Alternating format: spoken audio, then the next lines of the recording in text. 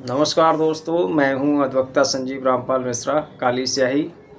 और आप लोगों के लिए आज मैं एक सच्ची घटना जो मेरे पास क्लाइंट आया उसकी घटना बयां कर रहा हूं कि आज हमारे क्षेत्र में, हमारे समाज में किस तरीके से लोग अपराध का शिकार हो रहे हैं और लोग अपराध कर रहे हैं। तो सावधानी, जागरूकता ही सावधानी है और सावधानी ही आपकी सुरक्षा है। तो आज मैं आपको बता रहा हूँ कि एक व्यक्ति हैं हमारे दलित समाज से, वो आते हैं, उनकी कुछ ज़मीन हाईवे पर उन्होंने अपनी बेची। तो किसी व्यक्ति ने उनकी ज़मीन को ख़रीदा, उसने उनका एग्रीमेंट करा लिया और उन्होंने उन्हें 25 लाख रुपए दिए खरीदार ने।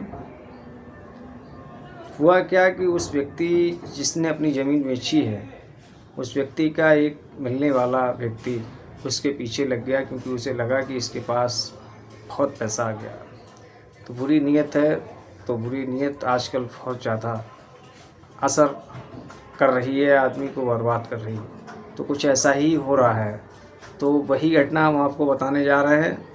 तो होता क्या है कि उस व्यक्ति के पीछे वो व्यक्ति लगता है उसका मित्र। जब वो मित्र की बातों में नहीं आता है तो वह उसका मित्र एक ऐसे व्यक्ति से मिलवाता है जो बहुत ज़्यादा ठाट बाट में होता है और उससे मिलने जाता है। फिर वो व्यक्ति मिलने जाता है, फिर वो एक तीसरे व्यक्ति को मिलवाता है।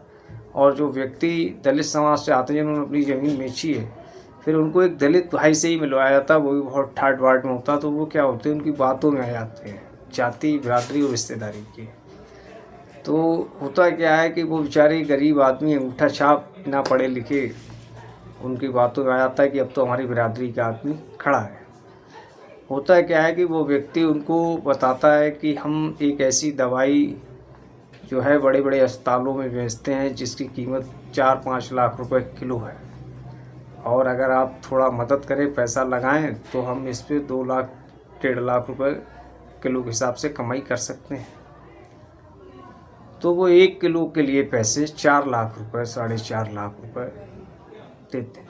तो होता क्या है कि जो व्यक्ति उसका मित्र होता है और उस जो अपने एक रिश्तेदार बंधु को बुला के मिलवाता है उससे, एक से जब वो 2 होते हैं, तो वो 2 व्यक्ति क्या करते हैं, उसको ला करके एक जन सेवा केंद्र पे ले जाते हैं। वहाँ पे 50,000 रुपये प्रथम समय पर ले लेते हैं। उसके बाद उसको 1-2 दिन बाद उस दवा को दिखाने ले जाते हैं एक हॉस्पिटल में। ऐसे ही दूर से उसको पेटी दिखाई जाती है। फिर वो बताया जाता है कि वहाँ पे जो एजेंट मिलता है, वो कहता है कि ये दवाई ठीक नहीं है, दोबारा ये फिर से पैक करवा के लाओ। तो वो उस चीज़ को जो है इस तरीके से तो वो पैक होता है। तो उसके बाद उससे 4 लाख रुपए तुरंत जो है ले लिए जाते हैं। 2 लाख रुपए अपने खाते से निकालता है बैंक में जा कर के, और 2 लाख रुपए उससे लेता है जो ज़मीन जिसने खरीदी होती है, एग्रीमेंट कराया होता है, और प्रथम समय उसने 25 लाख दिए होते हैं। तो वो 2 लाख रुपए उससे लेता है।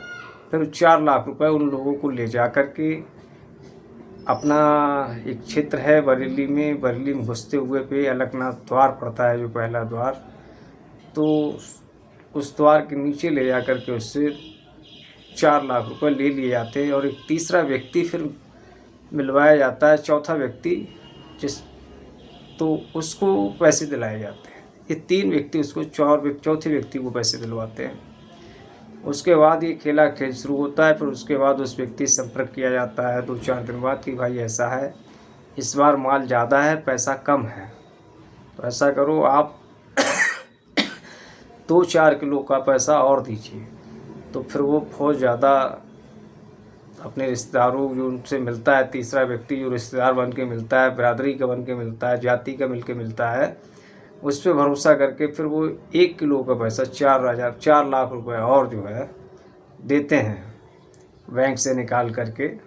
तो इस तरीके से 8.5 लाख रुपए जब वो पहुंच जाते हैं, और 4 लाख जब दिए जाते हैं दूसरी बार में, तो वो एक होटल में दिए जाते हैं। और वहाँ से जैसे ही वो निकलते हैं, अपने जो 3 बंदे होते हैं, 2 बंदे जो शुरू में मिलते हैं, एक जिसको लूटा जाता है, व्यक्ति को गुमराह किया जाता है, टप्पेबाजी की जाती है, ठगी की जाती है, उसको बैठाल के जैसे ही वो लोग वहाँ से निकलते हैं, और 3-4 किलोमीटर बाद निकलने के बाद उनको 2 मोटरसाइकिलों पे 4 लोग मिलते हैं, जिसमें 2 सिविल वर्दी में और 2 वर्दी में रोकते हैं। और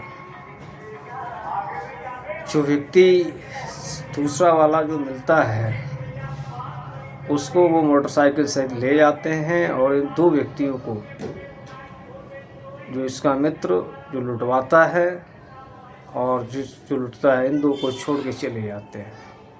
इस तरीके से जब वो व्यक्ति घर आता है, रात्रि 10 बजे पहुंचता है, तो वो तीसरे व्यक्ति को फ़ोन करता है जो उसका रिश्तेदार जाति बिरादरी का होता है।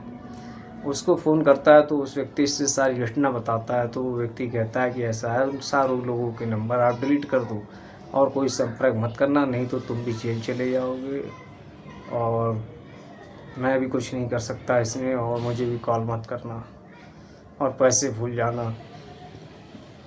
लेकिन यहाँ पर होता क्या है, जो व्यक्ति लुटता है, जो मित्र के अपनी बातों में आता है, जो उसका क्षेत्रीय मित्र है, उसकी बातों में जब वो आता है तो वहाँ पे क्या करता है, वो व्यक्ति उससे कहता है भाई तुम प्रत्याभूति लिए थे, यानी गारंटी लिए थे, तुमने ही अपने हाथों से ले करके पैसे दिए हैं, तो आप इसको जो है जिम्मेदार बनिए, मेरा पैसा वापस कराइए, मुझे तो ठग लिया गया इस तरीके से। तो व्यक्ति कहता है कि अब कुछ नहीं हो सकता है और आप मैं बात करूंगा, ऐसे टहलाता है। तो कहता है 3 महीने बाद आपको पैसे मिलेंगे। 3 महीने बाद व्यक्ति मांगने जाता है तो उसको फिर गाली गलौज शुरू होती है और पैसा नहीं दिया जाता है। फिर समय दिया जाता है कि मेरी फलाने व्यक्ति से बात हुई है और उस व्यक्ति से बात हुई, चौथे व्यक्ति को इसको पैसे दिलवाए जा रहे थे। उसने कहा कि आप 2 महीने 3 महीने और इस तरीके से 6 महीने गुजार दिए गए। अब वो व्यक्ति फड़फड़ाता बेचारा, 8.5 लाख के लिए परेशान, न घर पे बता रहा न परेशान, बता रहा कि मैं बहुत परेशान हूँ कि मैं ये करूँगा वो कर लूँगा, अपने आप को हानि पहुँचा लूँगा। तो मेरा नाम सुनकर वो मेरे पास आया, बोला भैया ऐसी ऐसी कहानी है। तो वो जब कहानी को उसकी बातों को सुना गया और उसको जाना गया तो वास्तव में सच्चाई कुछ और ही निकली कि वास्तव में जो कह रहा है वही सच है, जो मैं कह रहा हूँ वही सच है। क्योंकि ऐसे लोग आज टप्पेबाजी कर रहे हैं, ठगी कर रहे हैं, और उसने जो प्रार्थना पत्र दिया है उस पर अभी उसकी जनसुनवाई नहीं हुई है और इस तरीके से मामला चल रहा है, पेंडिंग में है। कानूनी कार्रवाई के लिए जांच चल रही है, स्थानीय पुलिस द्वारा जांच की जा रही है और इस तरीके से इससे बहुत सारे केस आते हैं। तो आप लोग जो है ऐसे लोगों से बचें, क्योंकि आजकल ठगी बहुत हो रही है। जय हिंद, जय भारत। सावधानी जरूर बरतिए, सावधानी ही आपकी सुरक्षा है।